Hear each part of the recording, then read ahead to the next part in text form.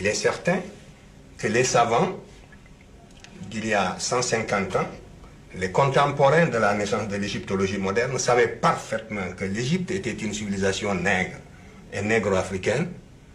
Il ne manquait pas de science, absolument pas. Mais ils ont falsifié sciemment l'histoire. Cheikh Anta Diop naît en 1923 dans le village de Tchétou, au Sénégal. Très tôt, il est envoyé chez un maître coranique, puis à l'école française.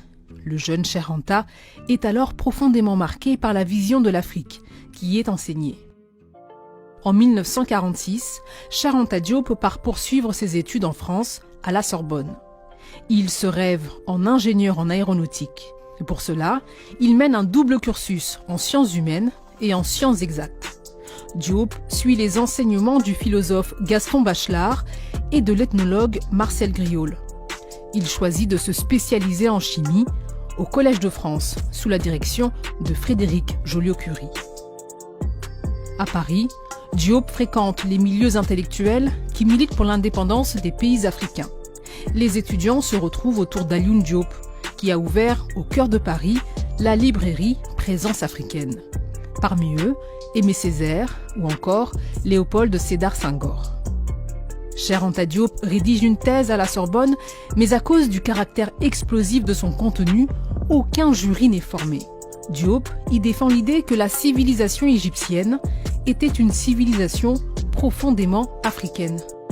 Ces thèses iconoclastes sont finalement publiées dans Nation Nègre et Culture en 1954.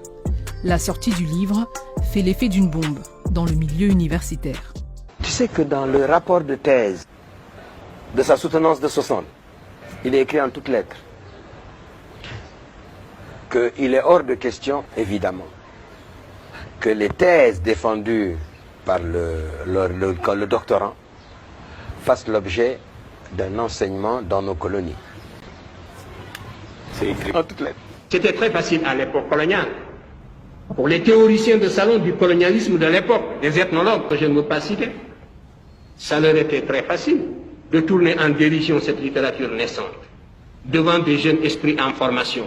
L'inconsistance de la formation intellectuelle des générations africaines de l'époque ne permettait pas d'avoir une vue claire là-dessus, et c'était très facile de prendre les Africains de court et de les détourner de cette littérature, de les court-circuiter en quelque sorte, avec des menaces, n'est-ce pas, à peine voilées aussi.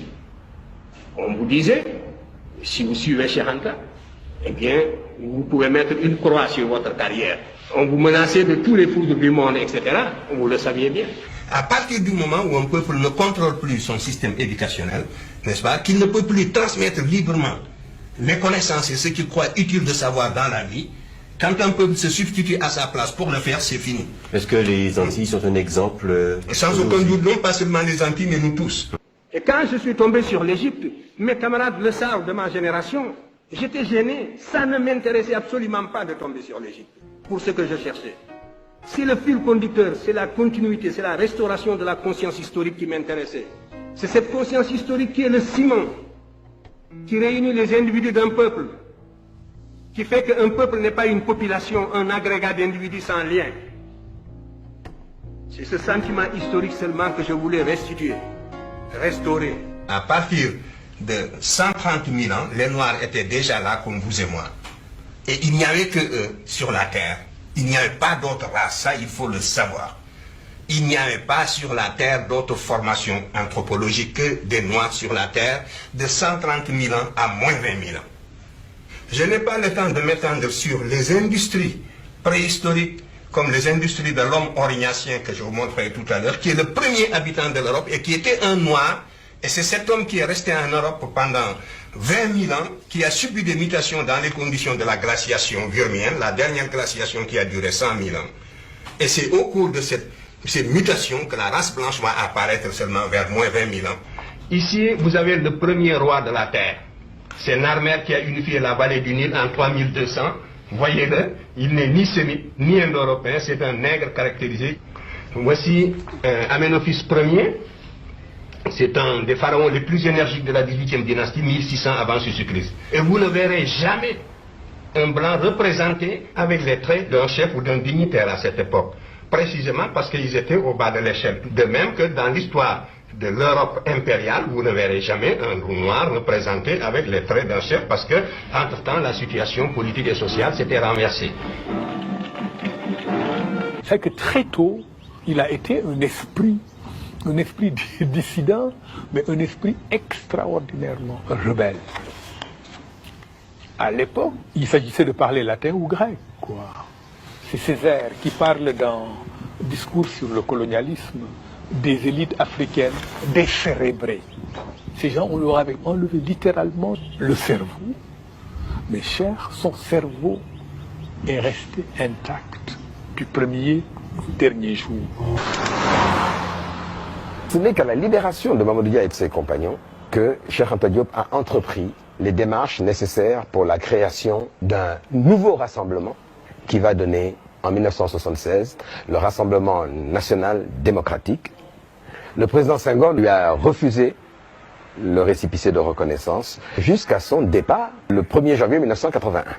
Et l'un des premiers actes que va poser le président Abdou Diouf sera précisément de reconnaître le RND, ainsi qu'à d'ailleurs tous les autres partis. Ils avaient 7 candidats ou 8 contre moi. Il y en a un qui n'a pas voulu se présenter contre moi, mais qui s'est présenté aux législatives, c'était Cheikh Anta Diop. Et il n'a pas dit je soutiens Abdou Diouf ou je ne soutiens pas Abdou Diouf, mais en tout cas, il ne s'est pas présenté contre moi. Cheikh Anta Diop, Senghor, ce sont les deux visages du Sénégal.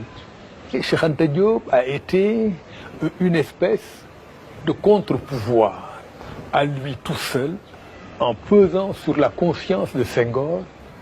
Cheikh Anta Diop le dérangeait certainement plus que les formations politiques marxistes. Mais cela dit, mieux vaut un président qui bataille, même de manière ambiguë sur le terrain linguistique, qu'un président qui fusille ses opposants et les met en prison, quoi, voilà. Après avoir créé un laboratoire de radiocarbone, Diop devient en 1980, après le départ du président Senghor, professeur d'histoire ancienne à l'université de Dakar. Il y enseignera jusqu'à sa mort, le 7 février 1986, à 63 ans. Si réellement l'égalité intellectuelle est tangible, l'Afrique devrait, sur des thèmes controversés, être capable d'accéder à la vérité par sa propre investigation intellectuelle, se maintenir à cette vérité jusqu'à ce que l'humanité sache que l'Afrique ne sera plus frustrée, que les idéologues perdront leur temps parce qu'ils ont rencontré des intelligences égales qui peuvent leur tenir tête sur le plan de la recherche de la vérité. Mais vous êtes persuadés que pour qu'une vérité soit valable et objective, il faut qu'elle sonne blanche. Mais ça, c'est un repli de notre âme qui doit disparaître.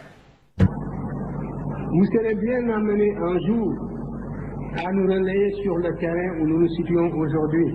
C'est moi qui vous le dis. Ce que nous voulons, ce que nous visons dans votre éducation, c'est de réveiller justement le bâtisseur de nations qui dort en chacun de vous. C'est de réveiller le créateur qui dort en chacun de vous. Par conséquent, il n'y a qu'un seul salut. C'est la connaissance directe. Et aucune paresse ne pourra nous dispenser de cet effort. Il faudra absolument acquérir la connaissance directe. À formation égale, la vérité triomphe. Formez-vous, armez-vous de science jusqu'aux dents, c'est ce que j'ai dit à Obenga. Et arrachez votre patrimoine culturel, quel que soit le domaine d'ailleurs. Ce n'est pas seulement dans le domaine culturel. Et de se maintenir au niveau de cette vérité en prenant des mesures conservatoires jusqu'à ce que tout le monde joue le même jeu, jusqu'à ce que l'on sache que la supercherie est finie. Comment il est mort, cher? Mais cher Anta Diop, si tu veux mon avis, c'est toute l'Afrique qui a perdu encore, qui a raté le coche.